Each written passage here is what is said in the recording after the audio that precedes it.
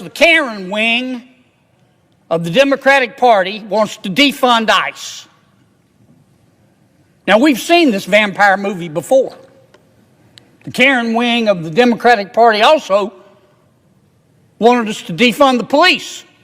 But we need to completely dismantle the Minneapolis Police Department. It is outdated, it is wrong-headed thinking to think that the only way you're going to get communities to be safe is to put more police officers on the street. So yes, defund your butts. Defund you. The police department here in Minneapolis needs to be dismantled, and we need to start anew. Defunding police means defunding police. What happens when a political party starts treating immigration enforcement the same way it treated policing? Senator John Kennedy says we're about to find out, and his speech didn't hold back. Kennedy claims the fight isn't really about funding, it's about who's actually running the Democratic Party. He names names, warns of a Homeland Security shutdown, and argues that a small activist faction is forcing the entire party's hand.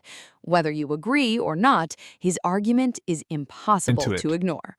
What's about to happen is top of the list, king of the hill, number one, stupid. And it's happening just not because of policy.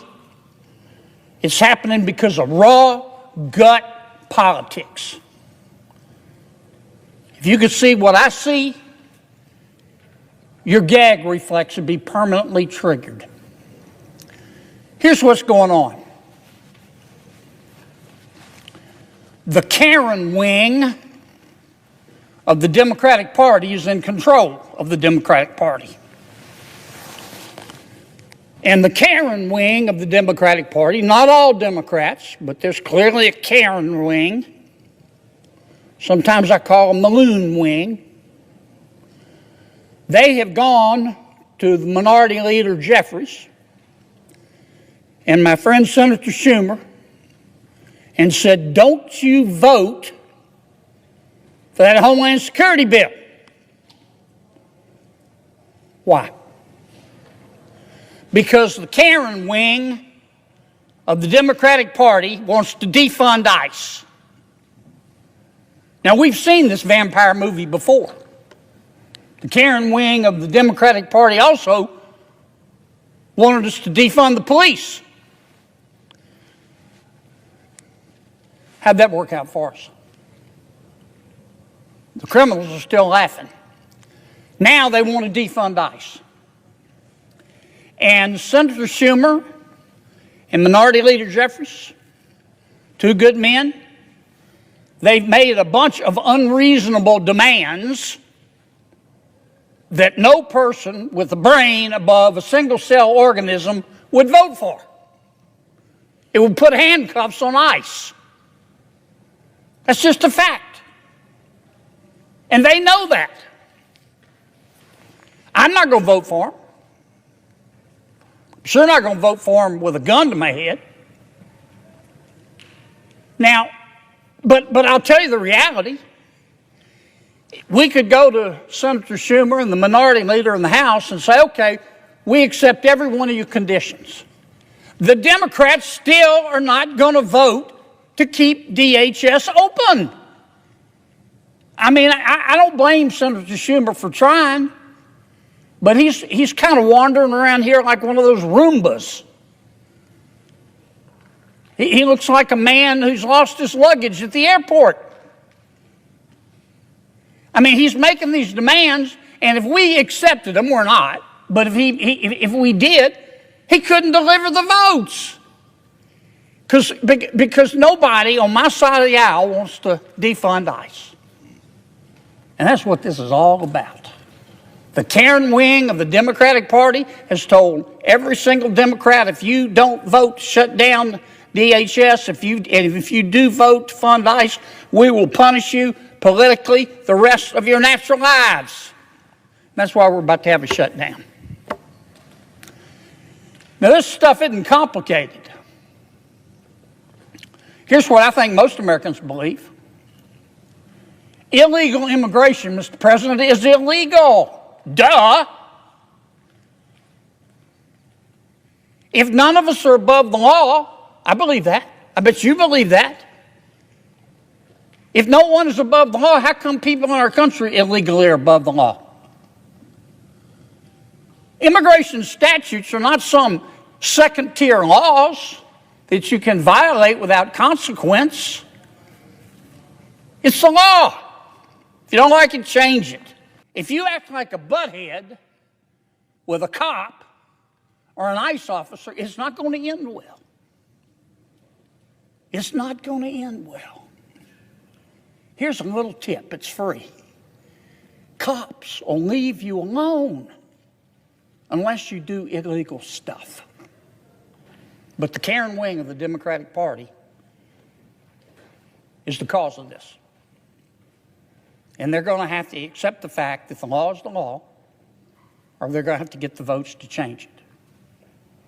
Because the American people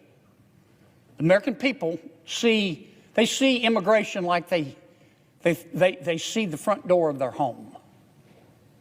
Most Americans lock their front door at night. Why do they do that? They don't lock their front door at night because they hate everybody on the outside. They lock the front door at night because they love the people on the inside. And they want to know who's coming into and out of their home. And that's the way the American people see our borders. Legal immigration, great.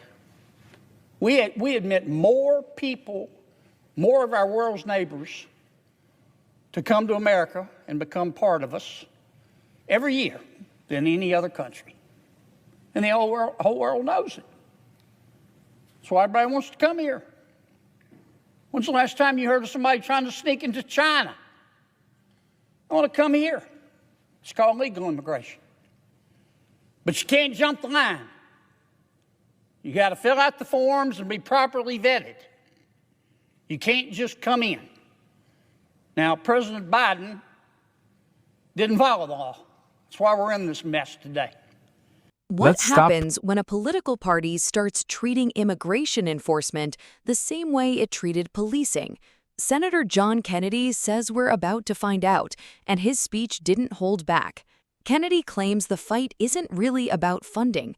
Senator John Kennedy just unloaded on the Democratic Party, claiming its activist wing is pushing the country toward a homeland security crisis. His central argument? The same movement that once championed defund the police is now targeting ICE, and he says the result could be a government shutdown over immigration enforcement. Kennedy argued immigration laws are still laws. His message was simple. If people don't like the law, Congress should change it, not stop enforcing it. He also suggested Democratic leaders are under pressure from progressive members of their own party, claiming they're being forced to oppose DHS funding because of demands tied to immigration enforcement. To drive home his point, Kennedy compared America's border to the front door of a home, saying people lock their doors not because they hate those outside, but because they want to know who is coming in. Supporters see Kennedy's remarks as a defense of border security and the rule of law.